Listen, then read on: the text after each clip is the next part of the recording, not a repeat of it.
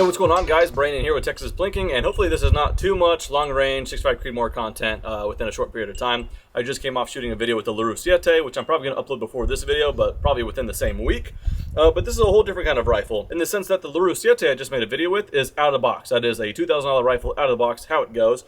And this is kind of a parts bin thing. I get asked what kind of gun this is, and I have to sit them down and walk them through it. It's a lot going on here. And just full disclosure, I use the word cohesive a lot. This one's not that cohesive, and I'll explain why. I kind of go in order of how this happened. So, not long ago, I made a video with one of the most accurate AR-10s I've ever messed with. When I'm trying to shoot precision, I like bolt guns that are just really repeatable. Don't have to tinker with the gas system too much. There is no gas system here. So I just prefer bolt guns, but I like to shoot AR-10s and try to get them accurate. And I made a video with the Night Stalker Precision NSP-10, which is the Night Stalker AR-10.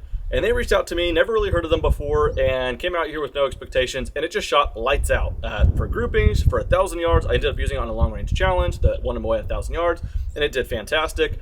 And well, that same gentleman there, Mark, if you're watching this, thanks so much, he's putting together these bolt guns and asked if I was interested in one.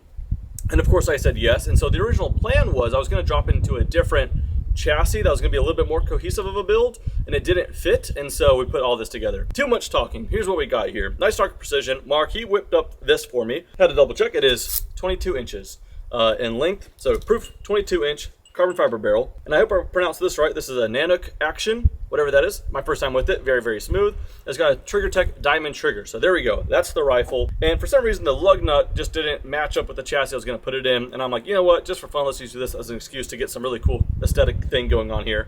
And so I reached out to MDT, and they were cool enough to supply this chassis. It's an AAC Elite. The chassis itself is also finished in titanium blue, which is just a really, really cool aesthetic. So I figured I'd kind of give the quick rundown there. No, this isn't like the most cohesive thing, but it does look really cool, and so far it shoots amazing. And I say so far because just like in the last video, at the point I'm doing this talking portion, I already did this shooting, did a couple groups at 100 yards, shot it at 570 yards, and shot it at 1,000 yards. And as you see in this video, it did quite well. So before we get into the shooting, talk about how I equipped this thing. MDT SkyPod, I've actually been sitting on this bipod for a while, waiting for the right task. First time showcasing this suppressor as well. This is a Abyss 762 by Gimtech. This is a Arcan Optic SH4 Gen 2 4-16 by 50. Got one of the more economic optics from Arcan. Got a proof barrel, got a heavy chassis. So again, this is more so getting thrown together to like prove components and get impressions, and later it might get repurposed. So that's enough talking. I say we go ahead and start extending the legs on this thing, starting with 570 yards, and then we'll close it up with 1,000. All right, we're gonna go for 570 yards. Got an 8-inch little popper over there. See what we can do with it. I think just maybe bottom left of it.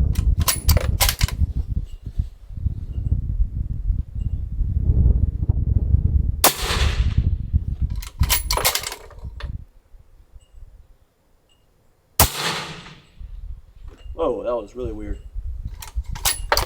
That might just be non-match ammo for you. Let's just ignore that. There we go.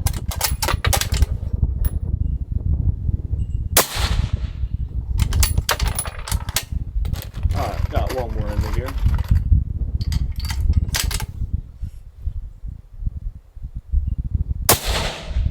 Oh yeah. Those hits I was getting were favoring low anyway, so probably should have came up just a little more. I started favoring high, and those hits started moving with it, but looks pretty accurate at 570. Let's go to 1,000 next.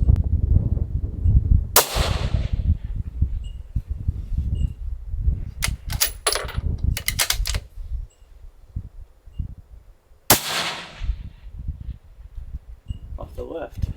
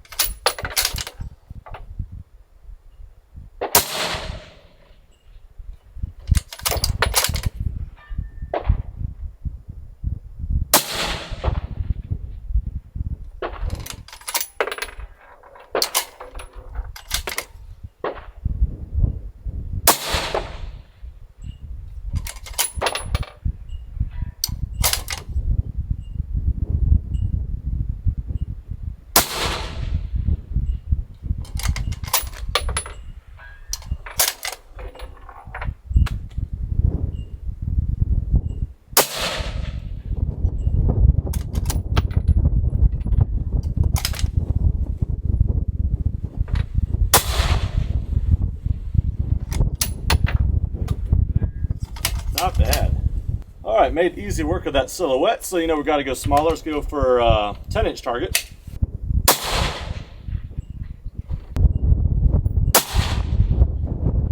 Oh, come on now.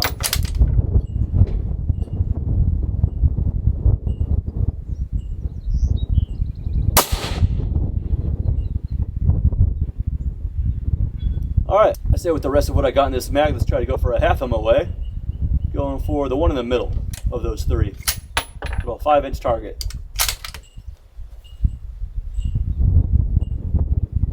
When I hit that last one, I was just barely off to the right, so let's try. Oh, low of it. Pretty good on windage.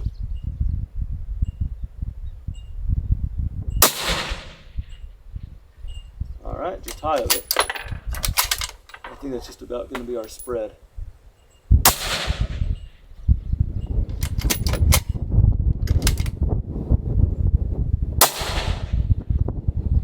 Oh, come on now.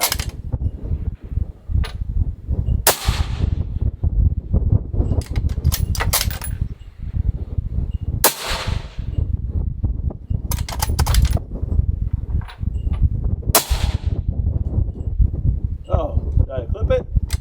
It didn't swing all the way over. That was the last one I had in that mag too.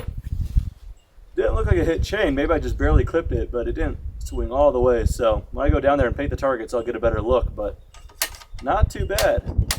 All right, and even all the other ones before that were in a really tight group, so pretty good way to go out with this rifle. Hopefully that's enough shooting to kind of showcase the potential of this rifle, especially on days like today where, just like on the LaRue video, if you guys haven't seen that, it's on the same day of shooting, which means it's 15 to 25 mile an hour of constant winds with gusts quite a bit over that. So that all being said, I was pretty impressed to see this thing shoot as well as it did. Also considering I shot in pretty fast succession and it's got a carbon fiber barrel. So as a proof of components, like I said, really nothing bad to say about any of the components. Everything handled very well. Sound suppression for the 7.62 can to the 6.5 Creedmoor round. But yeah, overall very impressed with all the components. And so I think that does it for this video. I know it's probably a straightforward and short one, but that just about does it. Thanks so much for watching. See you guys next time.